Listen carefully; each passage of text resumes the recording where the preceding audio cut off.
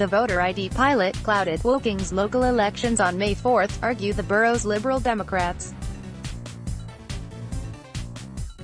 They claim an estimated 1% of likely voters were unable to exercise their democratic right, a figure that could represent several hundred individuals, said one councillor. The party has called for a full review of the scheme, which aims to tackle voter fraud by request photographic ID at polling stations.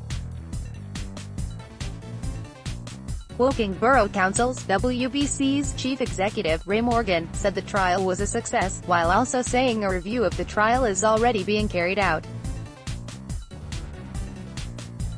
In the trial, if you wanted to vote in last week's local elections, you had to arrive with photographic ID or apply in advance for a local elector card.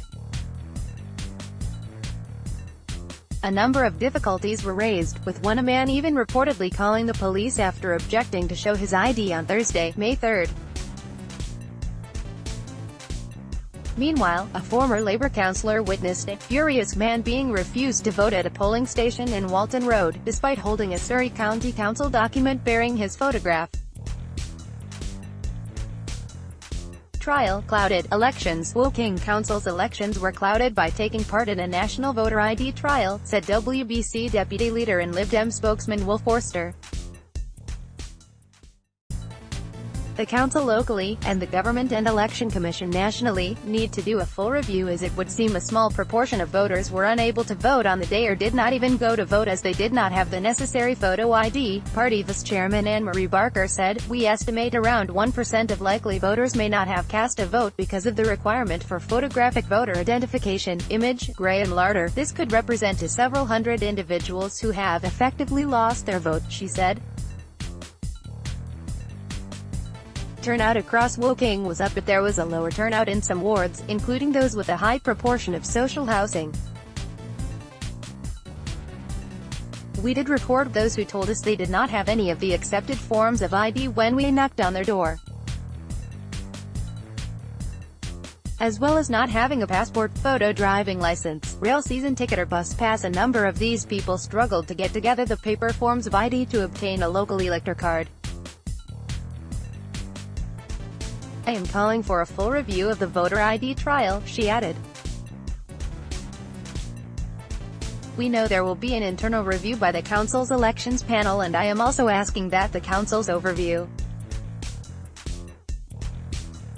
that meeting, as with all committee meetings, is open to the public, and I would like the committee to hear from those who did not vote because of the need for photo ID." Image. Darren Pepe, "Review is unjustified." WBC's chief executive, Ray Morgan, said, "I would like to thank all those residents of Woking who helped us make such a success of the voter ID trial. I am, however, disappointed that the Liberal Democrats have suggested the local election was clouded by taking part.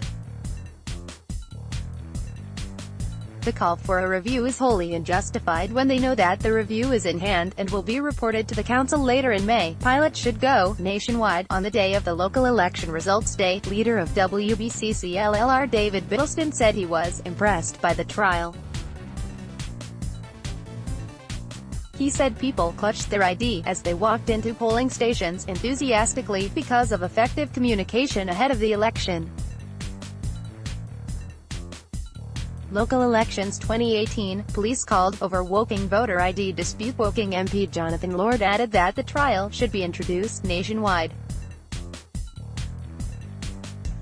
"I think it worked really well, and the council worked fantastically in terms of telling everybody through multimedia means beforehand that they needed photo ID," he said.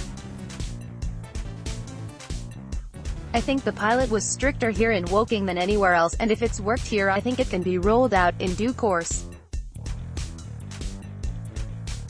I personally think we should introduce it nationwide."